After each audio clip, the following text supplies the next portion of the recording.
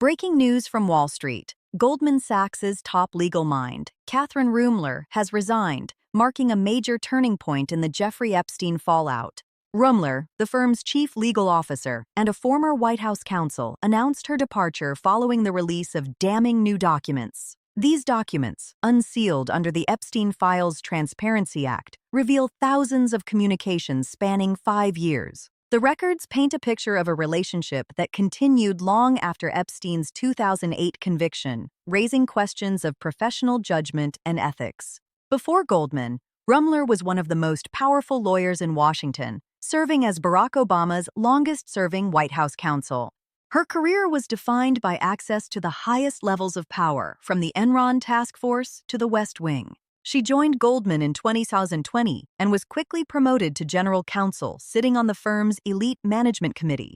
But her rise at the bank was shadowed by her past interactions with Jeffrey Epstein, interactions that were much deeper than previously known. The new documents reveal over 100 emails and dozens of meetings between July 2014 and May 2019.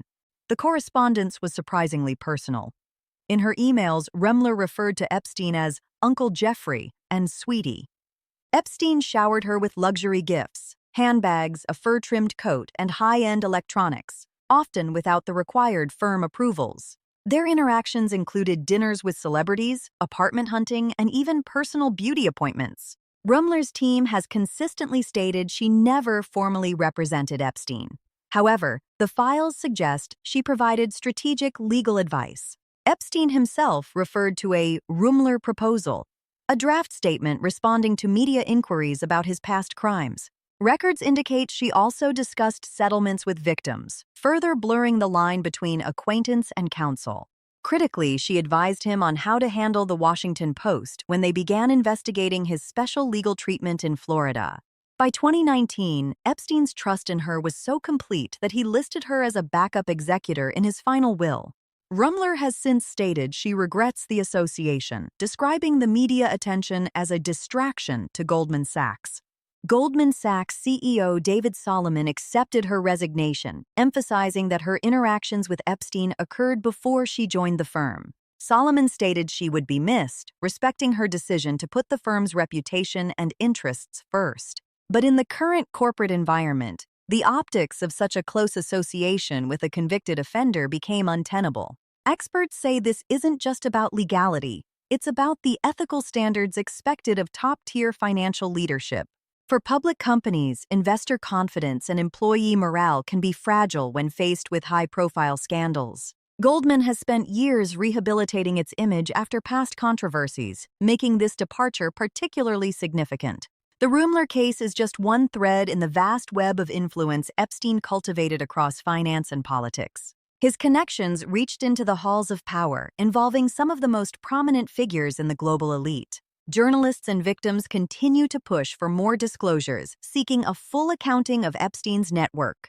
The central tension remains: can a career defined by access and association survive the glare of modern transparency? As more documents are reviewed, other leaders may find themselves facing similar scrutiny over their past choices. What is the responsibility of powerful institutions when it comes to the pasts of their top-tier executives? Goldman Sachs is now transitioning its legal leadership, moving quickly to distance the firm from the controversy. Inside the firm, the focus shifts to stability and restoring confidence after a week of intense media pressure. The Epstein story continues to evolve, its impact rippling through boardrooms that once seemed untouchable. It is a far-reaching examination of power, privilege, and the networks that protect them from accountability. As more information comes to light, the boundaries of elite circles are being redrawn in real time. For Catherine Ruemmler, the cost of association has proven to be her career at one of the world's most powerful banks. In this era of transparency, the shadows of the past have a way of catching up, reshaping careers and institutions in an instant.